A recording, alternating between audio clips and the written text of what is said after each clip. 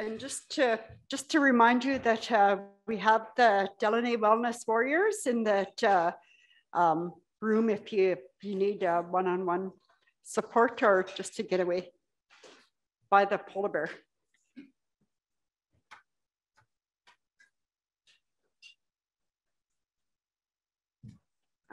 Thanks so much for the welcome. I'll take a moment while they're sorting out my slides to introduce myself more properly. My name is Sheila. I'm the daughter of Ken and Claire McCartney, who emigrated from violence in Northern Ireland from Belfast in the 1970s. I grew up in the territory of the Wendat, Haudenosaunee, and Anishinaabeg, governed by the Dish with One Spoon Wapping Belt Covenant. I'm a mother, I'm an architect, I'm an urban and regional planner, I'm a professor at Toronto Metropolitan University, formerly known as Ryerson University, it was renamed last week. And I'm the director of the Together Design Lab, which partners with communities such as the Yellowknives Dene First Nation in their housing strategy and Anishinaabe Aski Nation throughout Ontario.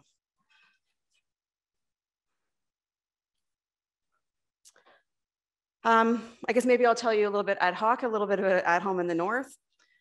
We are a group of communities, community NGOs, academics from across Ontario, across Northwest Territories, across Canadian North.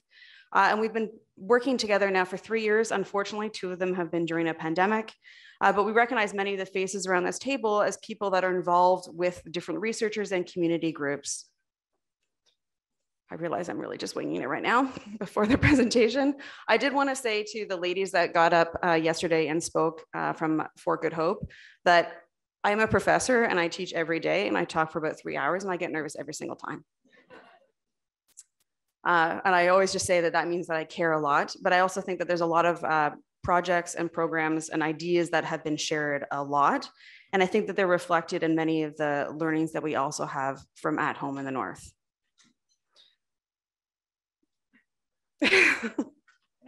Sorry, they brought up the wrong presentation. Maybe I'll tell you a little bit about how At Home in the North came to be. It's structured quite interestingly. There's 4 main research people across the different groups. We were funded by the SSHRC, Social Sciences and Humanities Research Council Board, along with Canadian CMHC, which is the Canadian Mortgage and Housing Corporation. Partnership grants, the way that they work is that there are very large groups of people that come together at different times across the 3 or 4 year time period. And in that, we're trying to build a network of sharing information, but at the same point in time, creating new research and new knowledge between these different partners. It's important to note that the ideas that we share at At Home in the North do not necessarily reflect the ideas of our funders. They are quite separate because we are sort of an academic institution and we're working with partners that we're sharing many controversial ideas sometimes. We're trying to mobilize and change policy and be advocates. Terrific. So I guess I want to say thank you very much for welcoming me to this territory. If we could do the next slide, please. Great. This is our sponsors through the SSHRC partnership grant. Next slide, please. It's important to understand that At Home in the North is new partners. We're looking to create a pan-Northern, multi-scalar and interdisciplinary idea of bringing across Northern partners across academia, government, advocacy, and At Home in the North creates, shares, and mobilizes knowledge on Northern homelessness and housing insecurity. It directly informs the National Housing Strategy in Northern and Indigenous housing and further links to focus areas including housing for those in greatest need, community housing sustainability, and sustainable housing and communities. You're going to see from the 4 research directions that they are derived from a housing social determinant of health model. You just hold here, please. So over 40 partners, 25 university and community-based researchers are representing communities across the provincial and territorial norths. These are the locations and many of the different people where you see the little different circles. And so the location of all these project participants across these norths, and the north in this context is defined by CMHC because they're the funder. Next slide, please. And so when we think about how AHIN is governed, the host university is Memorial University. The project director is Dr. Julia Christensen, who's at Memorial, and she is from Yellowknife. As an academic co-leads, we have Dr. Rebecca Schiff from Lakehead, Milana Eva from McGill University, and myself at Toronto Metropolitan University. What brings us together is that we all have deep knowledge and very long time periods of working with partners, Indigenous partners across this sort of pan-Northern idea. I've been welcomed into communities for the last 8 years, working in tight partnership with them. We also are paired with community co-leads. So for each of the different research areas that I'll be talking about, each of our co-leads has a community counterpart. So for instance, we have Arthur Toback from Fort Good Hope, James Caesar from the Cashel-Gotland Housing Society, Michelle Wood from the Nunavut government, Ann Hedrick from the Garden River First Nation, Uri Scott from Urban Arts and the Clicho First Nation. In this government's diagram, it sort of outlines the executive committee comprised of academic and community co-leads from each of the 4 different areas of the advisory council. And in this calendar, it also represents how each of the 4 research areas come together, and we teleconference bi-monthly and have other interactions such as different group meetings such as this, where we begin to come together and work together. Next slide, please. So by working in partnership with communities across the provincial north and territorial north, AHAN will inform the development, implementation of context-based, culturally safe programs, services and models for housing and homelessness developed by and centered on Northern communities. Our pan-Northern, multi-scalar and interdisciplinary approach is critically effectively bridging the gaps between research outcomes and the impact of Northern housing by facilitating translation and implementation of research into policy and practice. So a lot of the ideas that are shared with us from our community partners, we begin to write policy papers that inform government, and we work with government and different advocates to think about how we can bring about change in these different areas. Next slide, please. Oh, there we go. So when we think about the 4 research directions, I know the text is small, but I'm going to break it down for you a little bit later on. So when we think about these 4 research directions, they also produce 3 strategies aimed at uncovering and synthesizing and mobilizing knowledge across the Norths. It really comes from the belief that communities have shared much of this information that we've been talking about, and how can we actually make tools, supportive housing models, programs, services, intergovernmental and interagency collaborations, have a say in funding mechanisms, policies, housing homelessness strategies, and community-led design. The second area is looking at typologies. Because we're looking across the Canadian North, is what are the types that are similar in NWT as to Ontario? How can we think about the typologies of all of these different synthesizing models across them? So including the identification of housing, programs, and funding types across Northern contexts, and the definitions and the documentation of cross-contextual comparison of how housing insecurity and homelessness are defined and contextualized across the North. Interestingly, across these different provinces and the territories, housing and homelessness is defined differently. And when we think about the different pieces and the different relationships that policy have to those, it's important that when we're talking about these things, that we're all talking about the same thing, or when we know we're talking about something different. These ideas also address the notion mentioned by many of you yesterday. And the successful living does not just mean from a physical shelter of a house, but mental health, physical health, personal and community economics, built infrastructure such as schools and roads. And my addition to your wish list would be the process of getting the answers from community by community and allow these programs to grow, to really reflect a holistic view of housing that's reflecting on project objectives. Next slide, please. So when we think about these research objectives, combine these methodologies and form the 5 research objectives, which is to understand the meaning of home across Northern community and regional contexts, which can inform a framework for promoting Northern housing security across these Northern areas. Objective 2, which is to advance contextually and culturally relevant understandings of Northern housing continuum.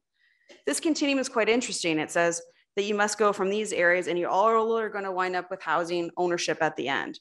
And we're actually looking at the continuum itself and saying, does that actually reflect the North?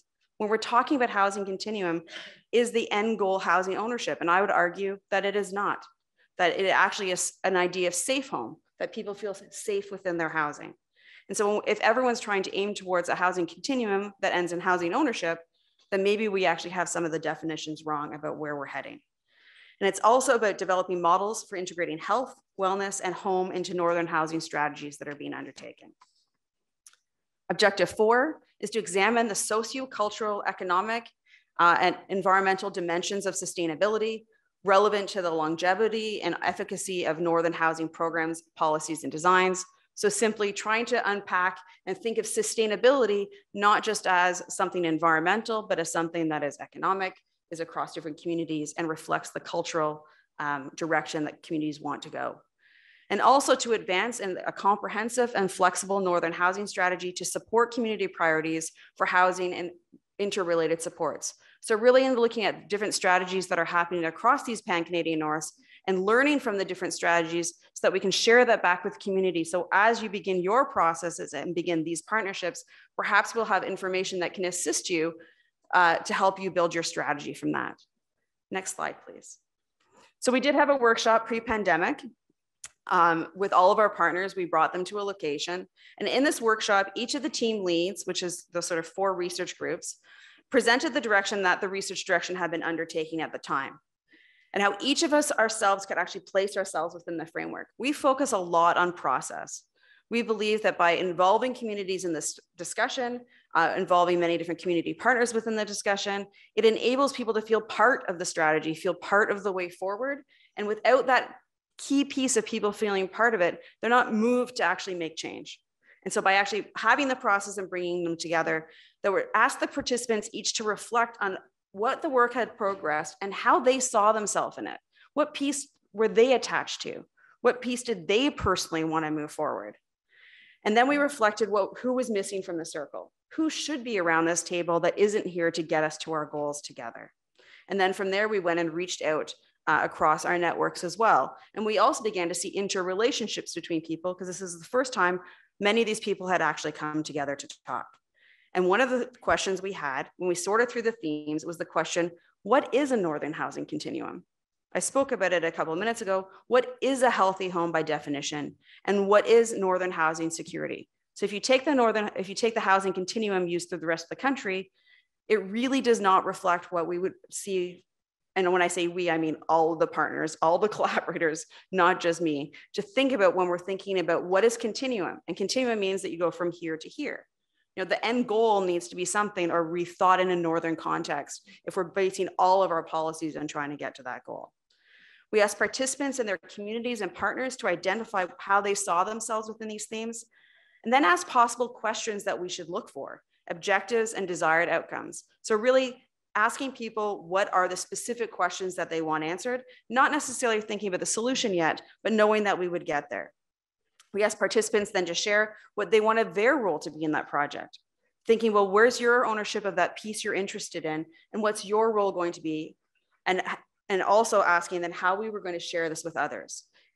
At TDL, which is the Together Design Lab, we really believe in the listen, learn, share model in that order. Listen, learn about it, and make sure you share it back afterwards. I would say AHIN also embodies that then it becomes an iterative process.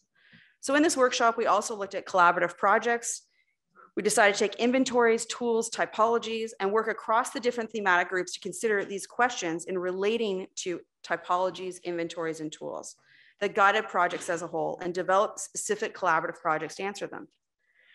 This identification then came to think about the addition of funding opportunities, who were potential partners, how could we move forward from this place when we all walked out of the room, and what were we each going to take on and do afterwards?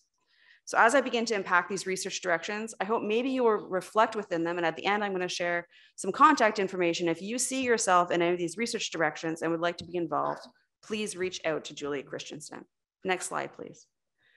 So when we think about the first one, which is supportive housing, programs, and services, the activities that are happening right now are to develop across the Pan-Canadian North, listing all of the supportive housing and services inventory for communities across the territorial and provincial norths. Includes homelessness shelters, committees, supportive housing organizations, and senior supporting organizations. We can then see the distribution compared to population as to how many programs are happening and what is going on with those different programs. The prevalence and scope of rural, remote, and northern homelessness in Canada, and a crossover with national and rural COVID and homelessness services research, which includes a survey and interview data of northern service providers currently during COVID. Next slide, please. The ongoing and planned activities that this group has is an online inventory platform development in partnership with health. We have a health synthesis stream, a social network analysis of Thunder Bay homelessness services, and addictions treatment inventory. Next slide, please. The next direction is looking at governance, policy, and self-determination. When we think about the activities and outputs it's undertaking, is a survey of community-led housing programs, development of the inventory is underway. A community-led housing project on self-determination and northern housing policy in collaboration with an Arctic Neck project that we heard about at Fort Good Hope. Collaboration with an Inuktitut Community Council of community-led housing needs and assessment studies, and also scoping review of many community-led housing projects across the country. By looking at these different areas across the country, we begin to see definitions and changes within them so that when people are undertaking processes, we can recommend ways forward. And also scoping review of climate change and housing policy and how the policies have changed across Northern Canada. Next slide, please. The ongoing and planned activities from the governance policy and self-determination group is to create contextually and culturally adaptable model for assessing community needs and demands, visual representation of how home is conceptualized within communities and how Northern housing is governed at the local, regional, and national scales. The Northwest Territories, how the governance of your housing is very different than it is in Ontario, is very different than it is in Quebec, and thinking about what we can learn from these different types of projects. But then also looking at community-led and graduate research projects on climate change and housing policy, and creating a social network analysis of housing governance models. The next one, please. So this next group, which is housing community design and the built environment, not gonna lie, this is my main area. So I'll be able to go in more depth into it, but to collect and analyze historical housing data across Northern Canada to identify the trends and differences between and within regions, including number of units built, mixture of units, types of units, adequacy of units, and the life cycle of those units across the country.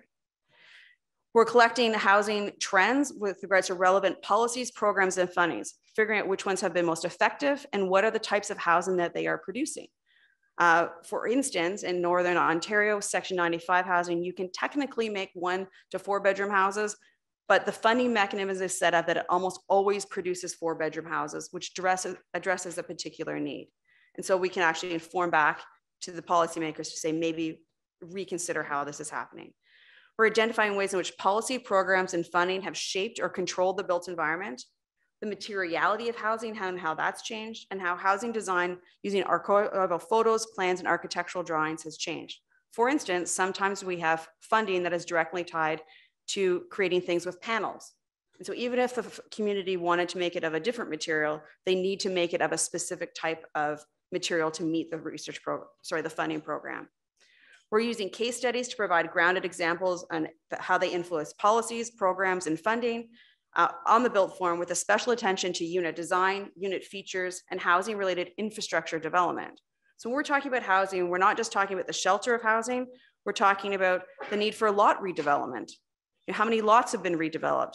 Has there been an expansion in the schooler that's going to account for all those people that are now living in those homes that are going to school? So we also put forward the notion that housing ownership is not the end of the housing continuum. It's outlined in so many documents, but rather that secure housing is, and that the housing continuum needs to be rethought by policymakers. And we're going to help them with that. Next slide, please. And so the inventory of housing data using a variety of sources, StatsCan, CMHC, the Northwest Territories Housing Corporation, and ISK, and repository of housing projects, community photos, plans, archival drawings, to really document. And I would like to say that we're not just looking for the innovative, we're actually looking for the ordinary. What is generally being built? How is policy generally affecting that?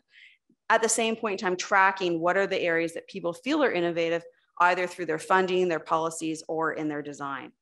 We were creating a timeline of these policies and programs across the country, and we directly contribute to housing development in Northern Canada. We'll be completing 15 case studies across 3 northern regions, of which the Northwest Territories is one, given my involvement with YKDFN, and also Ontario and British Columbia, because they all have very different funding mechanisms. And we're going to be synthesizing the case study learnings in the context of the broader findings. Next slide, please. The next stream is the health synthesis stream. Understanding that all of these pieces come together, and at the end of the day, it is about community health, physical well-being for people, mental well-being within the communities. And so instead of thinking of it as a stream on its own, we think of it as completely interrelated with the other 3. And so it's coming at the end. And so when we think about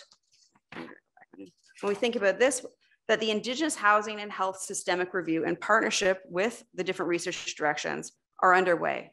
The Nunavut Inuit Sustainable Housing Index in partnership with Research Direction 1 is being undertaken, and development of the annotated bibliography on Inuit housing in Nunavut, and created advisory committees to provide feedback on project conceptualization. The idea is to take some of these case studies and then share them broadly across the country with other jurisdictions to learn from. Next slide, please. And that the assessment of the current landscape of housing needs assessment in northern regions is critical to understanding how housing needs assessments are done. We were talking a lot about our table earlier, saying and talking about listening. It is our belief that Indigenous, including First Nations, Métis, and Inuit people, have shared many times. And I think that 1952 was one of the archival things that someone brought up at our table. That there is a need to listen within that, but at the same point in time, to really think about how information is shared. A lot of information is being thought of as being through housing needs assessments, through quantitative data. And we would argue that the stories have been shared already and that we have a way forward that community has given us already. Next slide, please. And to think then of the assessment of the cultural landscape of housing needs assessment of these ideas, and that the evaluation of COVID-19 responses in northern communities with policy and program recommendations as to what's happened across the country as well. And the evaluation of the meaning and the application of community-led housing approaches for housing design, supportive programs and services, and housing policy and governance. Next slide, please. So this all then comes down to, well, if we've learned a whole bunch of things, how do we actually share it? Within this, the responses to the COVID-19 pandemic, we have pandemic-related housing subprojects and an online knowledge program, emphasis on the knowledge sharing and training. We have webinars that are recorded both on our sites for people to begin to learn from what's happening across the country within your areas, particularly during COVID-19. Our planned mobilization is also sort of biannual knowledge gatherings of all of the partners coming together. At the same point in time, we recognize that by training more graduate students in community research workshops, that we're adding to capacity of people out there that are investigating these areas and that can actually partner with communities. The third area would be the AHIN website and social media. A lot of the information is available on there, and also newsletters and partner profiles. Other areas are we directly engage CMHC, who is our funder, and participation in online knowledge program, gatherings, research workshops, and also discussions about the national housing policy and directions that it needs to take. Next slide, please. So when we think of the objectives that we'd like to attain, AHIN emphasizes creative, accessible, visual research products that can be shared and used across community contexts. The idea and the emphasis on tools, typologies, definitions from a research direction and collaborative projects. And in that, we share our peer-reviewed journal articles that are based on research, but at the same point in time, participate in conferences, presentations that result from that will actually allow for the dissemination of it broadly and across out into community, which is where it can actually make a difference. We also include policy reports that integrate research direction findings developed through the health and sustainability synthesis stream, and training for our researcher and graduate students in northern housing research, policymaking, and advocacy. We believe that the more people that we train as research students that get to know more about how policy is developed, hopefully they'll be able to make better policy in the future. And also two major research outcomes in the last 3 years in years 3 is a redefinition of the northern housing continuum and the northern housing strategy, and having CMHC engagement across all research outcomes. Next slide, please.